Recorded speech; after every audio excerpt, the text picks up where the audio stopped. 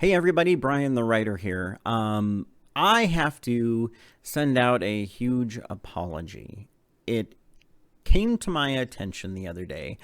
There are people out there called fans that when you make a mistake, which is bound to happen sooner or later, they're gonna remind you. They're going to say things like, hey, you forgot to do X. Well, that does happen sometimes. So I wanted to, first of all, thank Annette King. Annette King, this video is for you, for reminding me that one of the things that I did not do is I did not read chapters 6, 7, and 8 of Riapoke. So I know I had left off in the series because I just imagined there weren't that many people looking at it. Apparently I was wrong because there are people. You are looking at these videos, so I definitely need to be a little bit more diligent about getting videos out on a regular basis. But the reason that I have not been that diligent about it lately is because I've been doing a lot of podcasting, and the podcasting tends to take a lot of time. Of course, videos take a lot of time too, but thankfully, reading is easier because I don't really have to script these. All I do is read. So anyway, here is chapters 6, 7, and 8 of Riapoke for you. Annette King. Well, everybody else who wants to listen to, but okay. Chapter 6, A Rough Landing. Donnie sat at the desk, his hands cradling his achy head. I think I have it all now. It's hard to believe. Are you sure you saw what you think you saw? I mean, the head and all? Waylon worked through a second glass of bourbon. Matthew refrained from having another, still having to drive Waylon home. The discussion, instead of reassuring them, had actually made them all slightly more depressed. His nose came off in my hand, Donnie, he exclaimed. Yes, that's exactly what I saw, and I hope to God I never see anything like that again. The head, it looked at me. He gulped down the last of the bourbon and pushed the empty glass towards Donnie. Those dead gray eyes stared at me. Waylon shivered against the thought. Barkeep, another, please. I think you've had more than enough, Matthew. I think you've had more than enough. Matthew, I think you should take Brother Waylon home. You're okay to drive, right? Yeah, I'm fine. Waylon, why don't you wait outside a second? I need to ask Donnie something. Waylon, remembering his place, stood up and stumbled out of the room. What's on your mind, Deacon? Donnie asked after the door closed behind Waylon. It was clear he had already anticipated and feared the grave question troubling Matthew. Do you think this is part of the prophecy? I mean, we all know the stories. We're trained on them since our selection. Is this the prophecy? Donnie leaned back in a huge leather chair, rubbing his whiskery chin, while examining the trees dancing in the wind outside the huge bay window. The pair sat in silence for a moment. Matthew held his breath in anticipation of an answer he wasn't sure he wanted to hear. Deacon Matthew, I don't know. I'm not sure anyone knows, but that is a good question for the master. I'm going to ask him, but you know how these things work. We'll either get a concrete answer or more questions. I have to tell you, out of all the things I was prepared to deal with today, this wasn't one of them. Matthew shook his head. Me neither. Well, Donnie, have a good rest of your day. Sorry to spring this on you like this. We had a duty to report it right away. You did well, Matthew. That idiot Waylon would have screwed it up, left to his own devices. You're a good brother to him. He leaned forward, lowering his voice. Keep an eye on him. Make sure no one else finds out about this. If he gets out of line, you know what you have to do. I authorize you to take matters into your own hands. They locked eyes for a brief moment, and then Matthew nodded resignedly. I understand. Hopefully it won't come to that, but I'll do what needs to be done. And that's why you're a deacon. Go with the Master's grace, Brother Matthew. Go with the Master's grace, Brother Donnie. Matthew walked out of Donnie's office, closing the heavy wooden doors behind him. He took a moment to admire them. The first time he'd seen them was when he had been commissioned as a deacon. The intricate workmanship suggested an artist who was a master craftsman. All of the more private ceremonies were held here. In addition to the Reverend's house, the office also served as the church's main office when no one was at the sanctuary. Matthew found Waylon slouching in one of the hallway chairs, staring at a spot on the floor. "Come on, Waylon, time to get you home." Waylon stood up wordlessly, his gaze still fixed to an undefined spot on the floor. To Matthew, Waylon appeared frailer than just an hour before, as if being in Donnie's office shaved a few years off his life. Matthew knew part of Waylon's downtrodden look was due in part to his continued battle with his illness. The sickness advanced quicker than anyone thought possible. Not even Donnie knew the extent of his sickness. The stress took a heavy toll on him. Waylon turned to face Matthew as his friend started the engine. "Matt, what happens now? I mean, for real." Matthew hadn't gone by Matt in years. He'd always been Matthew to anyone who knew him. Matt was the name Waylon used when they were kids. The use of that name reminded him of a time on the playground where Waylon sat under the oak tree trying to stop a nosebleed Eric Wickerman had given him. Waylon bawled like a 5-year-old. He'd asked him the exact same question then. "Matt, what happens now?"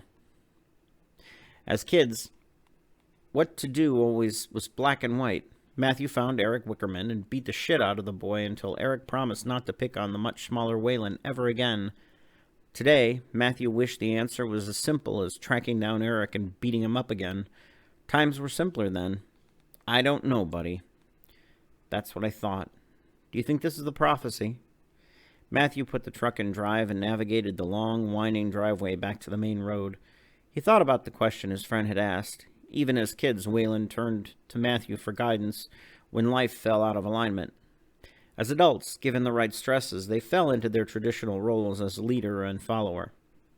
"I've got to tell you, Waylon, I have no idea." Matthew came back to the city by choice. After finishing the state law enforcement academy, Riapoke made the perfect home base. The town municipal and religious leadership, one and the same, pulled strings to get him assigned to the region permanently. Matthew grew up here and knew the people. He'd do anything for them, and they would do anything for him. Although familiar with the goings-on of the community and managing to stay in touch with all the people, he knew little about the Church of the Master before returning home. The Reverend had come to town 3 years before his return and took everyone by storm. Neighbors who had never seen the inside of a church transformed into the most devout fanatics. Donnie, a local boy who'd moved away in his college years, was welcomed back as a prodigal son after his parents died. Donnie Swenson had a gift for preaching and knew how to get people to see things his way. Radiating charisma, the man worked crowds into a frenzy, and soon Matthew understood what many others did. What he lacked in substance, he could always compensate with charisma. Different from his conservative Baptist upbringing, Matthew enjoyed the services, becoming more and more involved in the church over time. They'd introduced a training program for both children and adults. He liked this approach, and it helped him become more involved. Matthew received a commission as a deacon and was handed a key to the church. He also learned the awful truth of the organization he was oath-bound to support. At that point, it was too late to back out. "Matthew, what are you thinking about?" Waylon asked, disturbing his reverie. Matthew sighed. "I was thinking about when I moved back to town. You remember when I arrested you for being drunk on your old boat? Boy, you sure were lit that day." "I do. I never thanked you for that." "Thank me for what? I arrested you." A congenial note tinged Waylon's voice. "True, you arrested me, but you also treated me like a person, not just another drunk off the street." Waylon had his fair share of problems with alcohol over the years. Although he'd gotten drunk on a regular basis, rarely did it ever harm anyone or anything beyond his own liver. Matthew took it upon himself to take care of him, to be the older brother Waylon didn't have. As the years went on, the drinking increased. Waylon confided in Matthew his terrible news. Drinking, for him, was the only defense against the pain of the cancer, incurable and aggressive, taking over his body. "You're not a bad guy, Waylon. You just need help every once in a while." "Well, here you are, safe and sound." Matthew brought the truck to a stop in front of his apartment building. "Remember to stay away from your truck. I don't want to see you down at the Oyster tonight. I find you down there, I will have to lock you up till tomorrow. Got it? I don't care if you drink at home, but sure as shit, stay home. Okay, Matt, I will. Thanks for taking care of me. Again. Matthew watched as Waylon stepped out of the truck and headed up the stairs to his apartment. His friend looked old, moving slower than he'd ever seen before. He guessed that little boy who held a bleeding nose in the playground now had a life measured only in a few months, if he was lucky. The Oyster Bar was the only place in town open past 10. On top of making a mean corned beef sandwich, they also served liquor to local residents until the town's unofficial curfew. Waylon was a regular. Despite his friend's frail state and assurances, Matthew knew he'd have to check later to make sure Waylon resisted temptation. A sudden drenching rain made the streets vanish until the wipers caught up with the onslaught. Lost in thought, the darkness overtaking the sky impressed itself upon him and complemented his melancholy mood. He hadn't remembered any bad weather in today's forecast, though this time of the year it was hard to predict impending storms with any certainty. Expecting chaos to ensue, Matthew drove to the ramp. Surprisingly, things moved a lot more smoothly with the storm than without it. A couple of people waited patiently to get boats on trailers, and the sudden downpour didn't bother anyone. He watched as the last group just finished ratcheting up a pontoon onto the trailer. As soon as it was secure, they would pull it out of the water to finish the rest of the work in the parking lot. Parked in the corner, he continued to observe the dissipating boating population of Riapoke. Matthew watched each boater drain their boat's bilge at the lake, rather than just drive off with water still accumulated, a ticketable offense with the rise of the zebra mussel, an invasive crustacean which traveled from one lake to another in the bilge water of boats. They likely only behaved themselves because he was watching them, like a strict parent insisting they clean their rooms or eat their broccoli. The moment the final trailer pulled off the boat ramp, the worst of the rainstorm hit. He could barely make out the light at the end of the dock. The unenviable task of checking the grounds to make sure no one remained out on the lake fell to him. Right now, the idea of getting out of the truck was absurd. The noise from the rain pelting the roof of the cab was almost deafening. Steeling himself and taking a deep breath, he pulled a green raincoat and rubber hat out from the center console, hoping they would keep the worst of it away. Matthew had made mistakes in his life. However, his dedication to the residents of Riapoke wasn't one of the things he regretted. He'd learned to ignore the world outside of town. Within the city lines, however, he made sure all was as well as possible. Stepping out of the truck, a 6-inch deep hole in the parking lot swallowed Matthew's boot, soaking through to his bare skin. Damn it, I need better boots. As he approached the docks, he was relieved to find them empty. A flash of lightning passed overhead. The rain draining off the main road formed an appreciable river in the center of the parking lot, which sliced its way down the boat ramp and into the lake. Casting a cautious glance toward the sky, he stepped out onto the dock. While the planking was recycled, non-conductive building material, the frame underneath it was aluminum and could carry the electric charge from a lightning strike with terrifying efficiency. With any more lightning, he'd have to abandon the task until the conditions were less dangerous. A small yet powerful light sat on an 8-foot pole at the end of the pier, installed to help late-night boaters. Without it, the boat ramp sat in complete darkness, which posed a hazard. The light was set to activate with a timer, or if the sensor in the parking lot sensed rain. As a boy, he remembered standing at the end of that dock, skipping rocks across the lake. The lake had been a huge part of his life, almost like a family member. As the rain pummeled his hat and raincoat, he quietly worried about the implication of Waylon's find. Carl Jensen was one of several dozen unfortunate souls calling the lake their final resting place.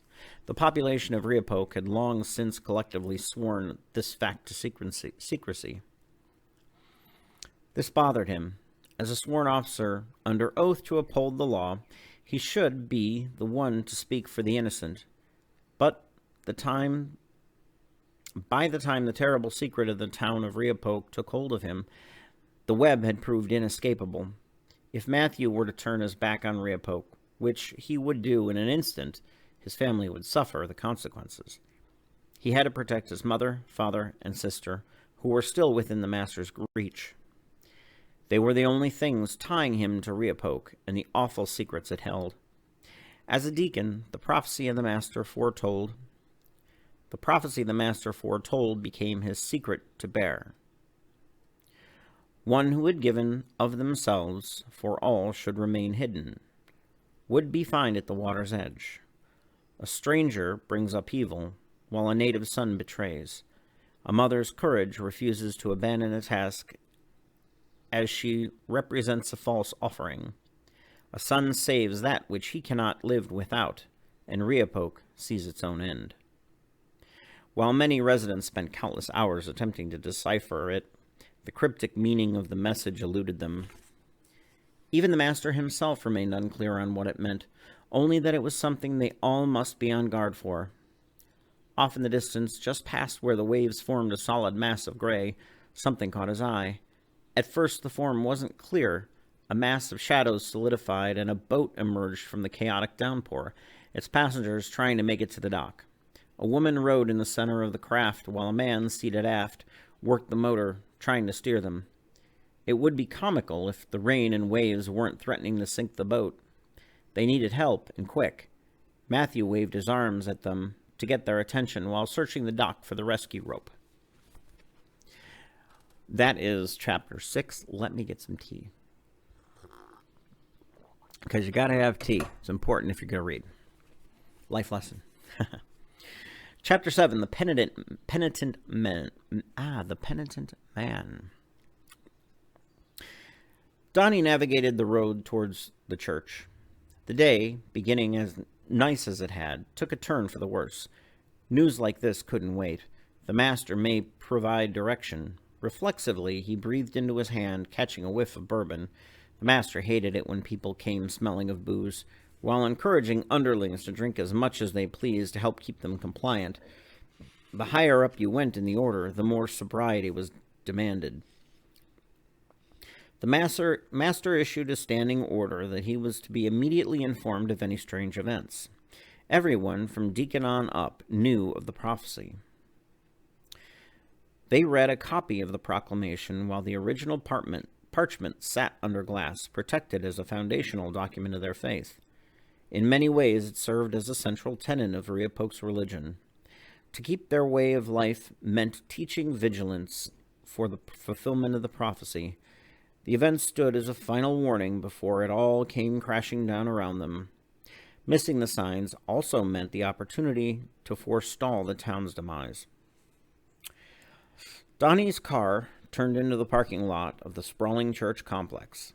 Centered on 150 acres of pine forest, it dominated the area. In addition to a huge sanctuary, a bell tower rose 100 feet into the air. 2 wings extended out on either side of the sanctuary, each standing 2 stories tall. One wing served as church offices and meeting rooms. The other served as an education wing and storage area. In the back of the church, a large pond with a fountain in the middle made up a contemplation garden. Its parking lot, huge compared to most churches, had parking for over 500 cars. The church was far larger than a congregation of this size would ever need. The building's enormous size was never planned with the size of the congregation in mind. The church was constructed so large to cover the evil lurking beneath.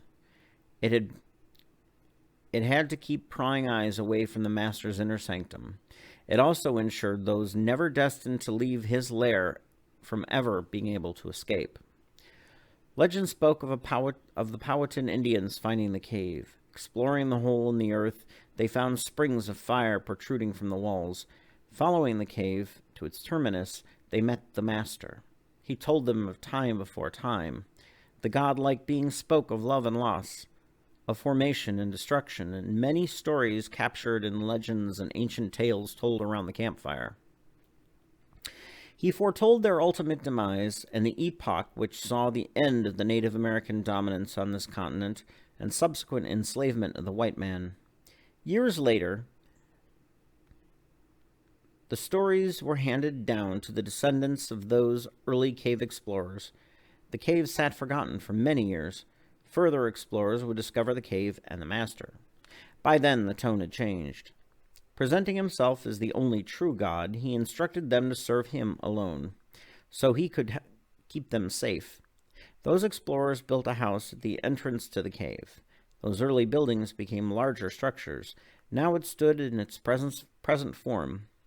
A brick-and-mortar church building, complete with an altar, a secondary and rarely used cave entrance, remained hidden directly under the floor of the sanctuary. The main entrance of the cave was accessible behind a door in the pastor's office. Waiting at a light that stubbornly turned red just before reaching the intersection, Donnie wondered about the early Indians. Why did they never ask the master to ensure their survival? The master could do anything, including protect them. Either they chose not to ask for these things, or their fate had already been written in stone. The rain continued its assault as he drove the short distance to the church. The weather station had suggested the rain would give way to beautiful blue skies later that morning, which fit his mood in some ways. The rain was cleansing and yet destructive at the same time. The prophecy, although confusing and nebulous, could be interpreted the same way, both cleansing and destructive at the same time. I must stop overanalyzing this, Donnie said to no one. The master will know how to handle things. No one in the history of the order had ever come across anything like this. He pulled into the church parking lot. The space reserved for the reverend featured its own carport, which kept him from getting soaked during rainstorms.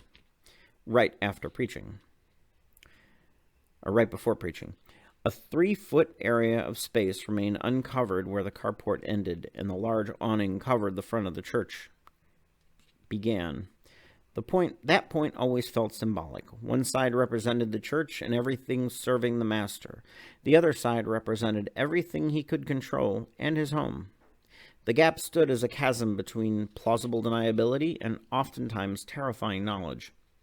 The questions ran deep, and he hoped the master would make it clear.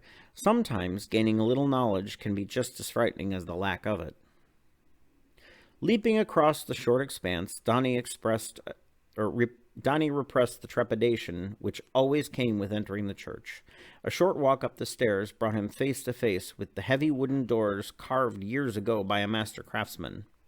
The man's name was now lost to time. The artistry that went into the doors was so great, in fact, the master determined that the man should be sacrificed as a tribute.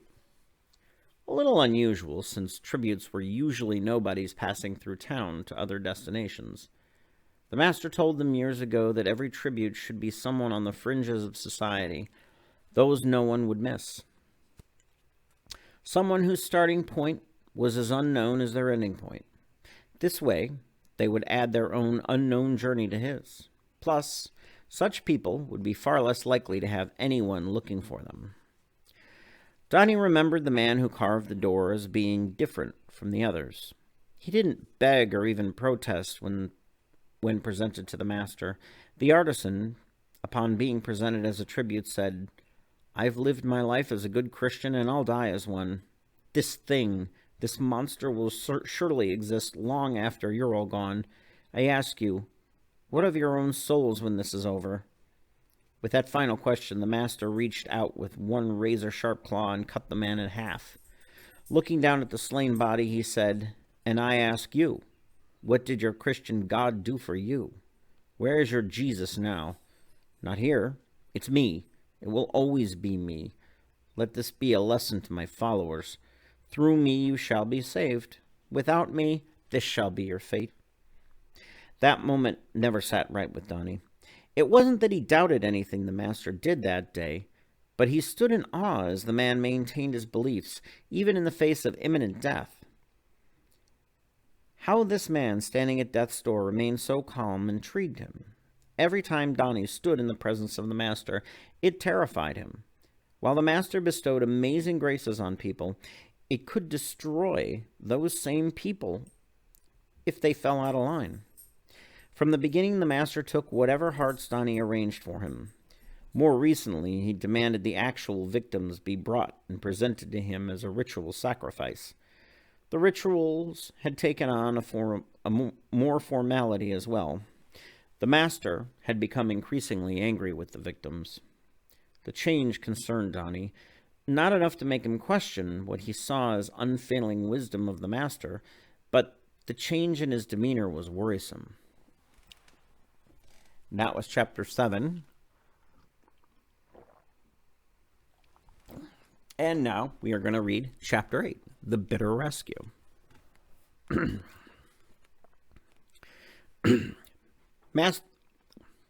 Matthew almost stumbled into the water after tripping on something laying across the dock. The town was forced to install a rescue rope at the end of the pier by the state after a rash of accidental drownings.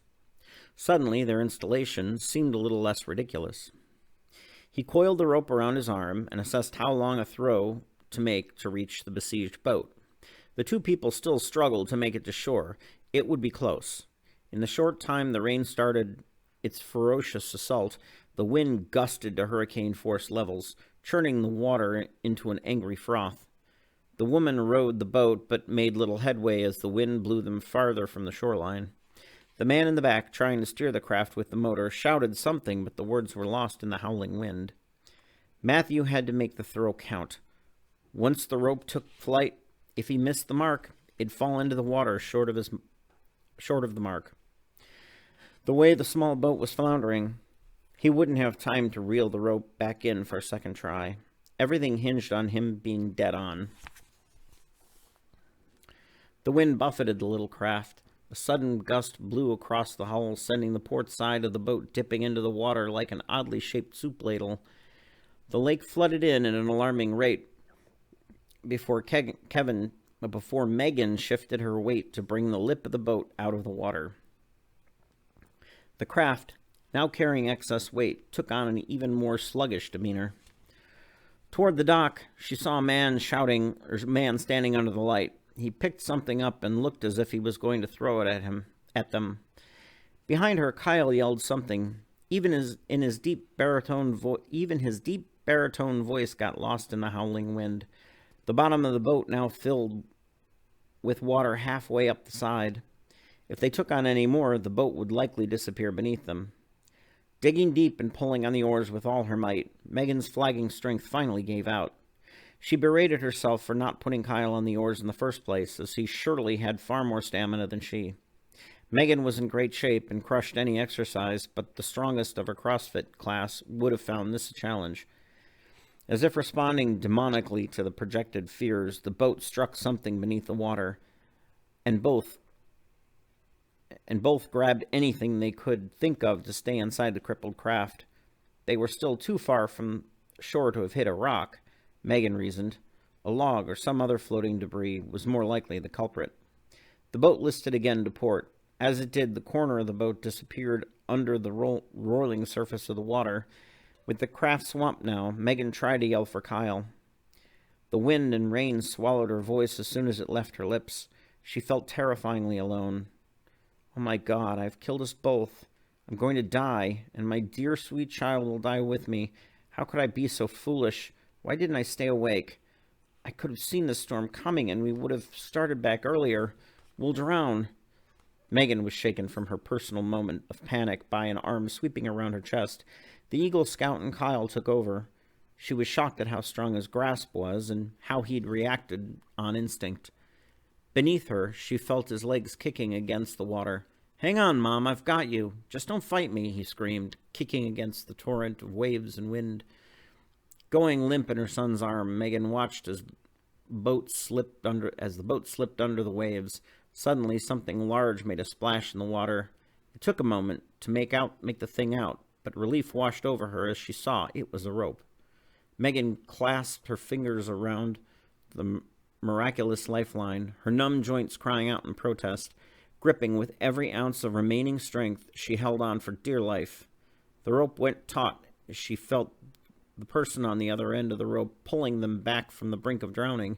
Behind them, items from their boat bobbed in the water, standing testament to the tragedy of their ill-fated excursion. The lake bottom startled her as her feet connected with the cement of the end of the boat ramp. She made a movement to stand up, and Kyle yelled out, "Not yet, Mom. A few more feet, and we'll be all right." She had to let him drive this train. "What the hell were you two thinking?" a man's voice shouted. It didn't sound anything like Harbor Master Bill. Steadying herself, she ascended the small incline of the ramp. Looking around for the first time, she realized they weren't at the resort. Kyle stood on the dock, panting. "Our motor quit, and the boat became overwhelmed in the storm." Megan, now joining Kyle, searched the man for any indication of who he was and why he was out there, or maybe even who they were. Let me try that sentence again. Sometimes that happens. Megan, now joining Kyle, searched the man for any indication of who he was and why he was out there, or maybe even where they were. The man was a police officer. The words "conservation officer" written over the right breast pocket of his raincoat gave him away. She offered, "It was an accident." "Well, I hope so. Nobody in their right mind would do something like that on purpose. Let's get you two out of the rain for now." A few moments later, the officer let them into his truck and handed them 2 towels from his emergency kit. Megan shivered against the cold of the faux leather seats. Still dressed in her bikini top and cut-off shorts, Kyle was none the worse for wear, except for being soaked to the bone. Megan sat in silence, drying her hair and trying to make sense of how they got there, wherever there was. Looking out of the window at the lake, items from the boat flowed down the natural currents of the lake, the boat's hull nowhere to be found. Finally able to catch her breath and sort out how close they came to their demise, she turned toward her rescuer. "I didn't get the chance to thank you, officer, for saving us. Had you not shown up when you did, we'd have been goners." He glanced up, eyeing her in the rearview mirror. "I don't know about that. The kid did a pretty good job saving you both. Quick thinking on his part. Got you most of the way. Could have brought you in safe on his own, I imagine. The rope only helped out a little bit." She looked over at Kyle, sitting in the passenger seat next to the officer. She smiled at him. "I know, he's a pretty great kid." Kyle likely saved them both. The officer's throw might have come up short if Kyle hadn't closed the gap with his strong swimming. "Welcome to Riapoke. Not the way most people get here, though. Funny how things work." Kyle cocked his head to one side, narrowing his eyes in an inquisitive stare. "You mean we aren't back at the resort?" The officer shook his head. "Nope, you're on the other side of the lake. I can have you back there in 20 minutes by boat, or about 40 minutes by car once the weather lets up, but we don't have anything to do with them. We try and keep to ourselves around here." She nodded, remembering what she had heard about the locals. "Well, sorry about all this. Is there somewhere we can rent a car to get back?" Since her purse was at the bottom of the lake, she'd have to get a credit card company to authorize a rental car. It seemed to her that there should be a system in place for just such an emergency. "Oh, and a cell phone. I need to make a call. Mine is currently in the boat, wherever that is." Under normal circumstances, Megan would have thought the officer's roaming stare was directed at her exposed cleavage. However, right now she guessed her appearance presented a less than appealing vision of beauty. He shook his head at her through the rearview mirror. "Ma'am, I don't think you understand the situation. You see, I'm the conservation officer of this district. You just brought a boat out into hazardous conditions, and then you sunk it. Now the lake is polluted with gas and oil, and you tell me that you dumped your phone, which contains mercury and other bad things. You're not going anywhere." "You mean I have to pay a fine?" Megan asked, and sensed that he'd have the gall to give her a ticket under these circumstances. This whole thing sounded ridiculous. "I didn't know the storm was going to come up that fast. And the motor died. We would have made it out of here had the motor not quit." She managed to keep her ire down, but only barely. He shook his head. "I'm afraid it isn't going to be so easy. I must place you under arrest for negligent pollution of state-controlled a state-controlled body of water. The law is the law. I know you're having a bad day, but I have no choice. The state code mandates that I take you into custody until we can figure all this out." Her mind swam with dozens of scenarios, and all of them bad. She envisioned herself trapped in this little town for all of eternity, only being let out to collect trash along the side of the road. This was a joke. Someone had to be pulling her leg. His treatment of her as public enemy number 1 was unfair in having the bad fortune of being caught in a torrential rainstorm.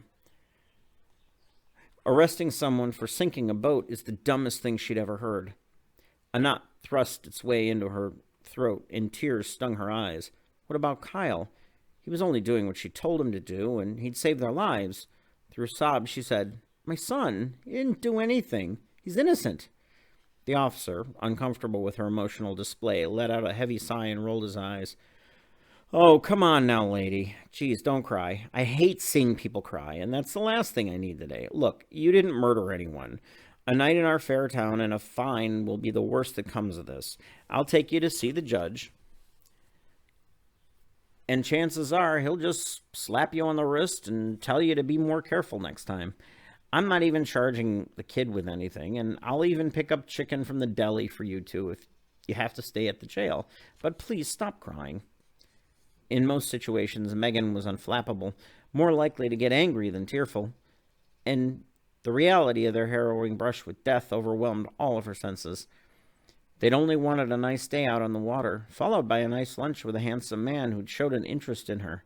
Instead, they'd almost drowned, and in the process managed to sink a boat, which they'd likely be paying off for years to come. Mike would be well within his rights never to speak to her again. Hot tears streamed down her cheeks. A contrite look crossed the officer's face. "Look, lady, I'm sorry. What's your name?" Kyle spoke up, looking a little annoyed. "Her name is Megan Johnston, and my name is Kyle Johnston. When my mom is upset, it's usually best just to let her relax a little. Do we need a lawyer or anything?" Matthew took a deep breath. "I'm Matthew Turner. This is my district, and I'm about the only law enforcement in this little town. I saw what happened. I know it wasn't on purpose, so let's take a deep breath.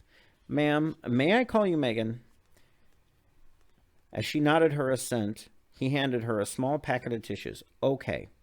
I'm going to tell the judge there were extenuating circumstances and the boat was at the mercy of Mother Nature. Like I said, he'll make you board in the house tonight, way more comfortable than a real jail. Then he'll let you go in the morning. No problem." Megan dabbed at her eyes. Maybe the situation wasn't as bad as her frazzled imagination had conjured up. The rain even let up a little. The officer indicated they'd likely go free in the morning. Glancing up over the top of the seat, the digital clock next to the radio read 12:30. Mike probably thought she stood him up by then. The officer jumped out of the truck, telling them to stay put. Walking over to a little shelter built for fishermen to clean their catch of the day, Megan watched him pull out a cell phone. He had an intense discussion with the person on the other end of the line, although he was too far away for them to make out the conversation. She leaned back in the faux leather bench-style seat and closed her eyes for a moment, willing herself to calm down. From the front of the vehicle, Kyle turned towards her. "Don't worry, Mom. It'll be all right. So we spent a night in this one-horse town, no biggie. At the least, we'll have a great story to tell our friends back home. I mean, went on vacation and got arrested as environmental criminals. Far more interesting than coming back with bad sunburns." Megan let out a giggle at his ridiculous recap of the situation. Megan always knew how to make her laugh and bring much-needed perspective. A sense of humor was the only good thing he'd gotten from his deadbeat father. Thankfully, Kyle's morals and sense of right and wrong came from her. The door to the truck opened and shut again. "All right, folks, here's the story. I just talked to the judge, and he's out of town for the week. However, our city commissioner, Donnie Swenson, will be able to sort out the fine. Don't worry about a thing. He'll take good care of you. You're lucky. Donnie is also the pastor of our local church, a fair-minded man. The cooking at his place is pretty good. You'll be in for a treated dinner, better than deli chicken." He started the truck as Megan watched the waves fall over themselves in the lake. The rain slowed to a drizzle, and the wind had calmed significantly. Things weren't so bad. They'd talk to this Donnie guy and be on their way by lunchtime tomorrow. Kyle was right. She sometimes worked herself up over nothing. So that was 6, 7, and 8 of Riapoke. So I already have the other ones out there for you all to see. Once again, I want to thank Annette King for bringing it to my attention that I had forgotten to do this. I'm sorry. I will be better about it in the future, or at least I will try. So stay tuned. And for those of you who have not done so, please go to my Facebook site and like my Bryan the Writer on Facebook. That's where I post all the upcoming events, everything that is going on in terms of new podcasts and that kind of thing. If you're into podcasting, check me out. I can highly recommend, or at least I'm getting some very, very positive feedback on my podcast. It's Bryan the Writer's podcast on all things writing. You can find me on multiple different platforms. I am thrilled to announce that I'm also on iHeartRadio as well, so you can find me there. But all right, you guys have a great rest of your week, and I will talk to you later. Bye-bye.